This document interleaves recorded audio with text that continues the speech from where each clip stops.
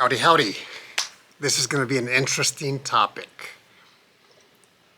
There is one rank that I've had in 26 years of being in the Air Force in some capacity, now the Space Force. There's one rank that I've had a few challenges with. As I reflect, and it's something that I have to talk about, share my experiences, brief, and maybe get your input as well. But let me begin by saying I've been an enlisted officer. I've been a civilian for the Air Force for 15 years. I've been around. I made it up to Staff Sergeant on the enlisted side, and I retired as a major from the Air Force Reserve, and now I'm a civil servant, like I said, for 15 years. I don't really think about this. I've never thought about this before until now, as I was driving home to let my dog out before I go back to work. And there's one rank, which I'll share with you, that I've had some challenges here and there. It is not often, but it's over and over, and it's one thing in common, and it's the pay grade, which I'll share with you in a moment. But before I did that, I was driving home. I decided to call a good friend of mine. He is retired Air Force. I wanted to get his input on this. I wanted to share my brief situation or thought and get his input. And I got it, which is good. And I'm very appreciative that I did that. So the rank happens to be on the enlisted side, and the rank is E9, which is Chief in the Air Force. And I can tell you I had very few happenings like this when I was enlisted, but it did happen. Very few as well when I was an officer. And as a civilian, I've had conversations, interactions with E9s, chiefs. Now, the next thing I'll say is E9s are 1% of the Air Force. They'll make it up to E9, only 1%. So these people are sharp, and the majority of them make it because they are sharp. And when I said I joined the Air Force as an enlisted individual, that also says that most of my friends who are still in on the enlisted side, or not most, but many of them, are E9s. So, what I wanted to say is that these are sharp people, and they can back it up.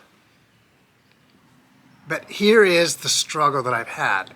I'm going to give you an example of 3 E9s, and all of them happen to be command chiefs. 2 of them I knew very well, and they are extremely sharp. And the other one, I don't know very well, but this chief is extremely sharp as well.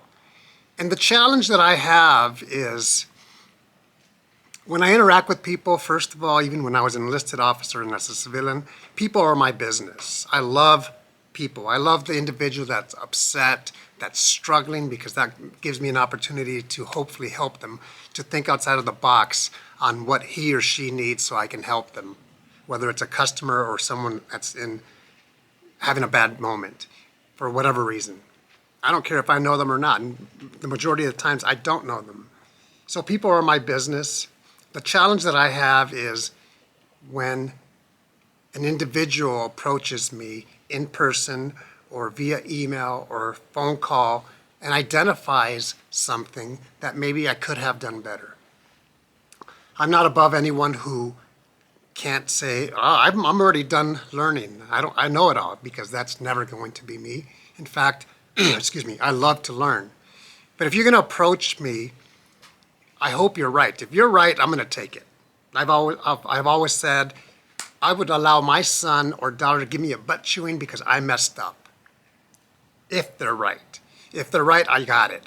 If you come to me or if you come at me and you're not right, I do have a problem with that, and we're going to have a conversation professionally, and I'm going to stand my ground. In fact, I always stand my ground. I did it as an airman with a chief, with a captain when I was an airman, And I always knew to stay professional and be tactful, because it's an easy, slippery slope if I come back at someone who outranks me and I'm wrong, or my delivery was wrong. So I'm very cautious of that. But if you're going to come to me or at me and you have identified something that I can do better, do it, but come also with some recommendations or suggestions. Don't just call me out. That's the part that I have a challenge with, because I will come back tactfully, professionally, and provide background information that most likely the individual doesn't know. This is just a very interesting topic, and I want to know what your thoughts are. It's not like I'm always defensive when it comes to E9s. No. Like I said, I deal with E9s, I deal with 06s, I deal with leaders all the time. But this is just a common thing here and there. Like I said, it's not always. So going back to the conversation I had with my friend just 20 minutes ago, he said that it's that 20-80%. I like how he shared his thought. 20% of individuals may have a chip on their shoulders, whether that's E9 or 06 or people in general, whereas 80% are solid and are not like that. So that's just one person's view that I got, but I thought this was a very interesting thing to talk about.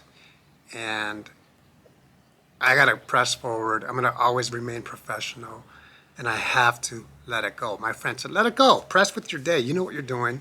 And if you have to make an adjustment, I'm sure you'll make it. We shall see. Hope you enjoyed this topic, because one of the things that I'll leave you with that we have to do is always communicate. It's easy to communicate the celebrations, the good stuff, but we have to communicate the challenges as well. And that's one of the things that I've learned in life. Hope you've enjoyed this. Take care.